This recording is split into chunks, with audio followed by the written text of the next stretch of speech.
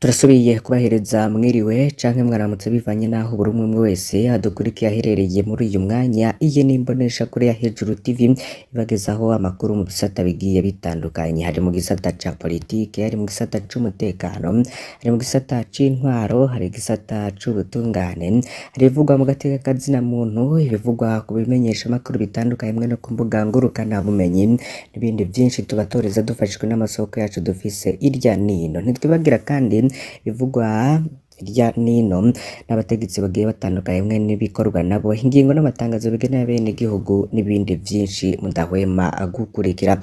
Turabakingurukira cane ko abarenga ibihumbi 43 bariko bakurikira amakuru n'ibiganiro tubagezaho.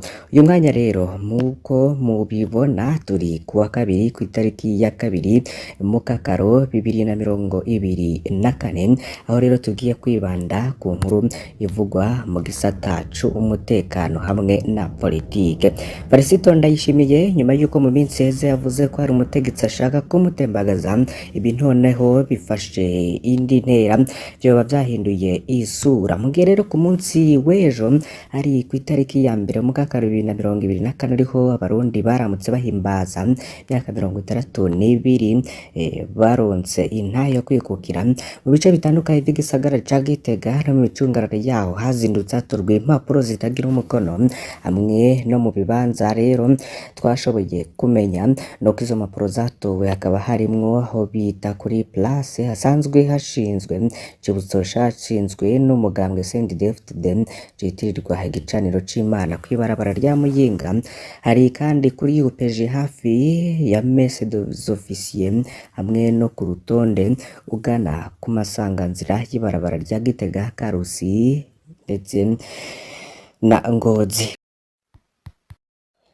Ikindi kandi nkuko vyemezwa n'abanyagihugu babonye izo mpapuro, bavuga ko izo mpapuro zari mu duce tw'ibarabara rimanuka biva ku cibutso ca Musenyeri Ruhuna ku Mushasha. Hari kandi ku kabare k'abasirikare kitwa ku Mbanza Guseruka, hari kandi ku Kirwati Isonga, hari Ekofu Rutegama, hari kuri CDS Kwibuka n'Inyamugari. Abataye izo mpapuro rero bakaba batarashobora kumenyekana. Ibi byose turaza kubigaruka ko mumenye biri muri izo mpapuro zitariko umukono. Iki kigaragara co nuko hari abashaka kurwanya ubutegetsi bwa Varisito Ndayishimiye nyuma yuko mu minsi heze rero yatangaje ko hari umutegetsi ariko yitwaza igitoro kugira ngo amutembagaze.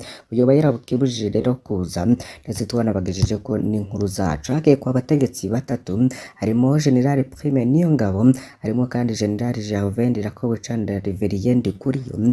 Bose rero ngo boba bahanganye n'umukuru w'igihugu Varisito Ndayishimiye, ariko mu vyibonekeza y'izo mpapuro n'ubundi zitowe irya nino haba hari icuka kitari ciza hagati y'indongozi. Muravyibuka mu kwezi kw'icenda no kwa 10 2023 n'ubundi izo mpapuro zaratowe mu gihe umukuru w'igihugu Varisito Ndayishimiye yari hanze y'u Burundi indwi zibiri. Agarutse rero ahinyuza amakuru, ariko kandi yemeza ko hari umutegetsi mugenzi we n'umujenama yari yamubwiye ko aronderera inzira yo kunyura muri Tanzania, mu nyuma rero akaza gushika mu gihugu c'u Burundi.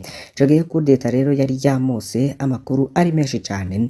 N'uyu mwanya rero ibintu nivyo vyoroshe cane kuri Varisito Ndayishimiye, bikekwa ko ashobora kugira abashikiranganji batatu canke barenga muri manda imwe. Turaza rero kubibagezaho vyose. Iyi ni imboneshakure ya Hejuru TV, ntuze gucikwa.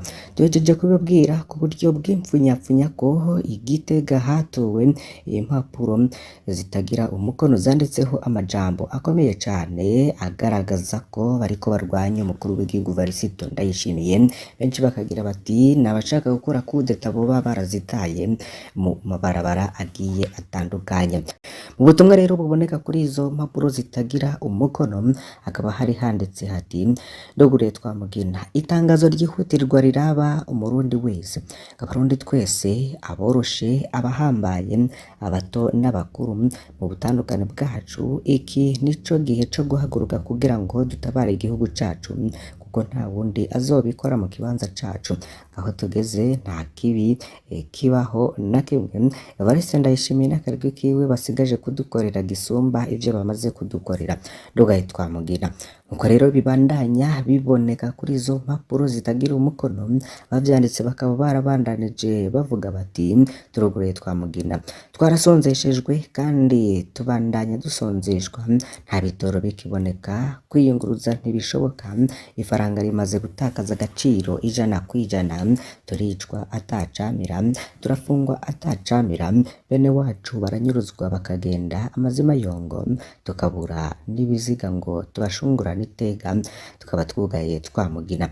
Izo mpapuro rero ntizigarukira ngaho gusa kuko zibandanya zigira giti turuguruye Twamugina, ibintu byose vyankenerwa dukenera ku isoko ibiciro vyaraduze, aho kuturonkera inyishu y'ivyo bibazo umukuru w'igihugu abandanya kutwitamba ku muvyimba kubera agahimbo k'ivyo atunze nk'uko avyivugira ko atawumurusha ubutunzi be n'akabaregwe k'ubutegetsi. None turindira iki kugira ngo duhaguruke tuvyanke?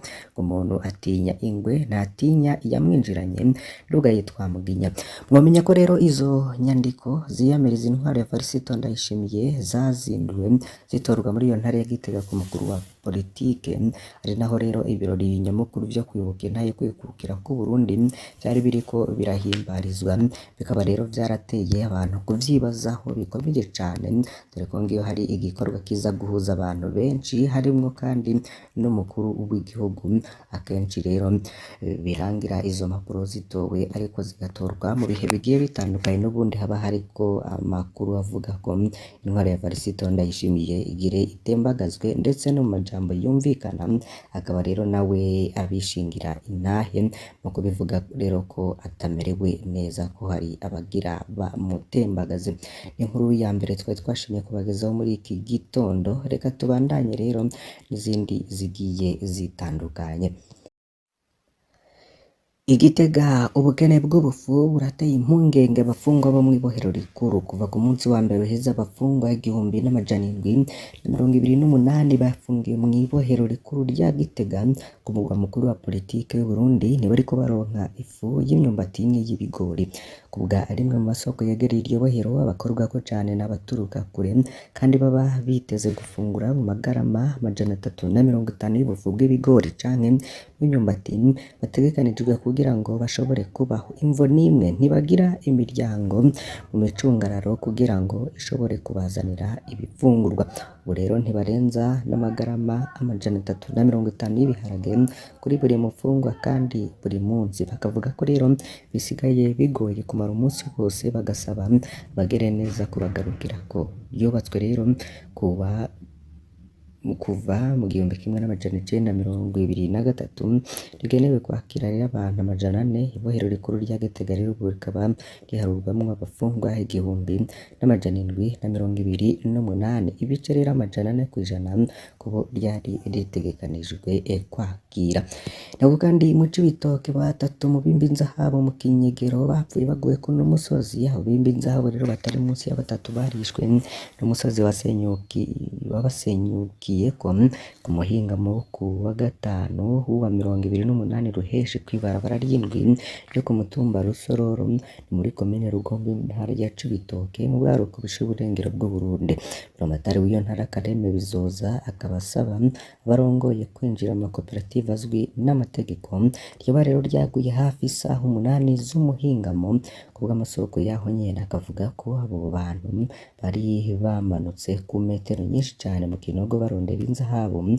Soko mu vy'umutekano ryavugaye n'ikinyamakuru SOS Media Burundi rivuga ko 7 muri abo bimba ubutare bashoboye gutabarizwa. Abo rero barakomeretse bakaba bariko bavurirwa kuri bimwe mu bitaro vyaho nyene, niko bimenyeshwa n'abajejwe intwaro ku rugero rwo hasi. Abo rero bakaba babazwa nuko abo bimba inzahabu bakora badakurikije amategeko, atabikoresho bafise canke ibindi vyo kwikingira. Abimba inzahabu mu Kinyegero bakaba bafise n'umugenzo wo kwinjira mu bice vyimbwamwo n'amakoperative yemewe mw'ijoro.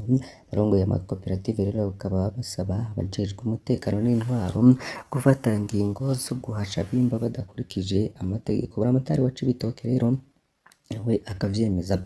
Kareme Bizoza rero akaba asaba abo arongoye kwinjira mu makoperative n'amashirahamwe azwi mu ntumbero yo kwirinda ibihano no kugira ngo imiryango yabo izoshumbushwe mu gihe habaye amasanganya.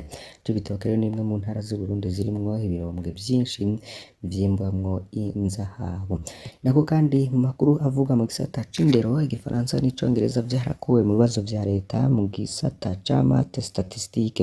Ivyo vyigwa rero vyari mu vy'abanyeshuri barangiza igice ca kabiri c'amashuri yisumbuye mu gisata ca maths statistique bahora bakora mu kibazo ca leta. Muri uyu mwaka rero ivyo vyigwa biri ku rutonde rw'ibibazo biri mw'itangazo ry'ubushikiranganji bw'indero n'ubushakashatsi ryo kuwa 19 ruheshi 2024. Ingingo rero ikaba yakiriwe n'abavyeyi n'abanyeshuri n'amasendika y'abigisha. Ikete ry'uwo mushikiranganji rero ryarongekewe abayobozi b'indero mu ntara zose mu gisata ca maths statistique. Ivyigwa rero bikazokorwa mu kibazo ca leta ni mathématique, probabilité, informatique na education civique. Igifaransa n'icongereza rero bikaba vyarakuwemwo. François Habyarimana asigura ko ahubwo ivyo vyigwa vyakuwe ku rutonde rw'ibibazo bizokorwa no mu bibazo bizokurikira mbere no mu bisata vyose. Iyo kete ry'umushikiranganji w'indero ntiritanga insiguro n'imwe kuri iyo ngingo. Bamwe mu bigisha b'ivyo vyigwa rero babona ko iyo ngingo itagira insiguro kandi ishobora no gutera ingorane igikorwa cabo. Ivyigwa rero bitangwa muri rusange mu gifaransa. Dufise isaha imwe ku ndwi mu gihe mw'isomero tuvuga ururimi rw'igifaransa gusa, ariko si iyo mvo yotuma ivyo vyigwa bikurwa ku rutonde rw'ibitegekanijwe. Nivyo bishikirizwa rero n'umwe mu bigisha. Bamwe mu bavyeyi bafise amakenga ko ibintu bishobora kunyuka mu gihe ubu rero abanyeshuri basa n'abadedebukiye mu gukoresha ururimi rw'igifaransa. Ivyerekana nuko no mu makaminuza abanyeshuri badashobora kuvuga ururimi rw'igifaransa bisigurwa n'umwe mu bavyeyi b'abanyeshuri. Amasendika rero y'abigisha bakabona ko ubwayo ko indimi zategerezwa kugira ikibanza kinini mu nyigisho yo kuzifata minenerwe. Mu gihe rero Burundi buri mu muryango w'akarere ka Afurika y'ubuseruko rwategerezwa no guhimiriza abanyagihugu kugira ngo gikoreshwe mu bijanye no guhanahana amakuru. Ikibazo ca leta rero uyu mwaka kikazokorwa kuva kw'itariki 9 gushika itariki ya 12 mu Kakaro. Mu ntara ya Kayanza gucererwa kw'ifumbire biriko birakora ku barimyi. Abarimyi rero bo mu ntara ya Kayanza mu buraruko bw'Uburundi bavuga ko babajwe no gucererwa mw'itangwa ry'ifumbire y'ikizungu mu gihe igice ca gatatu c'umwaka w'irima camaze gutangura. Bakavuga ko rero bamaze kuriha amafaranga asabwa ariko bataronswa iyo fumbire y'ikizungu. Bakamenyesha rero ko uko gucererwa bizotuma haba umwimbu mubi. Bagasabira inzego zibijejwe guterera umuti ico kibazo vyihuta. Ubuyobozi rero bw'uburimyi n'ubworozi muri iyo ntara DPAE buvuga ko ico kibazo bukizi bukanemeza ko ayo makuru yamaze gutangwa mu nzego zo hejuru.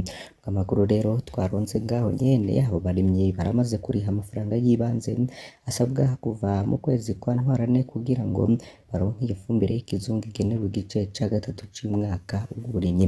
Ariko gushika ubu nta nyishu n'imwe y'ubushikiranganji bw'uburimyi turaronka.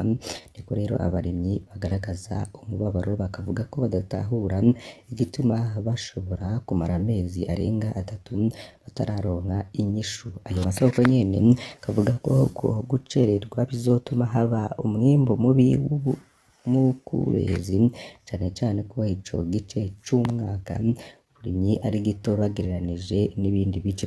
Abarimyi rero bavuganye n'ikinyamakuru SOS Media Burundi bakaba basaba inzego zibijejwe guteganya vyihuta iyo fumbire kugira ngo boroherezwe mu bikorwa vyabo.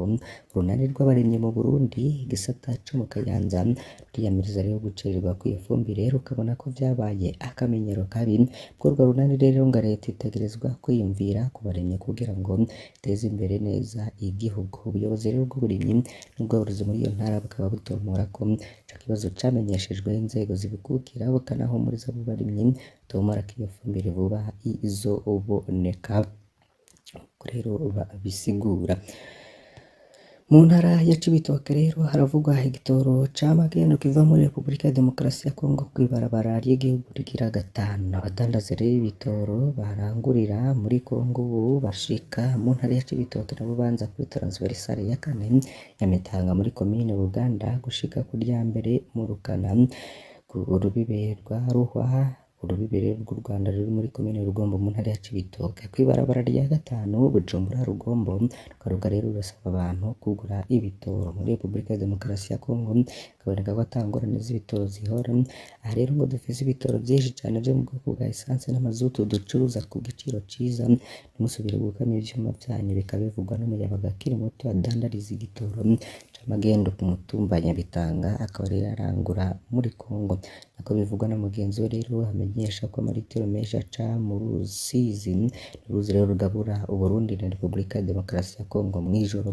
bwije rero avuga ibido y'amaritiro 200 muri Repubulika ya Demokarasi ya Kongo irangurwa 150 y'amarundi ashitse ku butaka bw'u Burundi kagurwa amafaranga ibihumbi 210 aho rero urashobora kuba wungutse ibihumbi 40 vyihuta kuyo mu biciro byo kwiyunguruza bigera ku bihumbi 200 kandi umuntu ashobora no kugenda kenshi kibaryohera rero bakaba barangura ku masitasiyo atangorane n'imwe kandi abanyekongo barakorana neza abo nyene nk'uko bishobora kuboneka litiro n'igice igurwa ibihumbi 15 vy'amarundi bikaba bikwega abakiriya batari bake gutingura igitoro kuba gitembereza kandi baradufasha cane uheruka imodoka yaje yari iri mu guheramwo ibitoro kandi narashoboye kuronka atangorane amaritiro make yamfasha kubandanya urugendo bikaba bivugwa n'umwe rero mu badereva bagira urugendo Kayanza Bujumbura aciye mu ntara ya Cibitoke yagirwa rero buri muri iyo ntara co kimwe n'abadandaza ivyo bitoro bakaba basaba leta kubugururira inzira kumugara kugira ngo barangure neza muri Kongo hakurya Rusizi rero abakoresha amapikipiki bafasha mu kunguruza ivyo bitoro baryoherwa n'uruja n'uruza runini rw'abarundi baja kurondera ibitoro kuko ku bwabo bituma binjiza amahera naha rero duhereje amakuru yacu twabateguriye muri iki gitondo mbasabe kugira ngo ntimuze gucikwa n'ibindi tuza kubagezaho uyu munsi wose turaza kubana muri vyinshi bigiye bitandukanye tubategurira kandi tubagezaho iyi nimbonesha kuri Hejuru TV muhezagirwa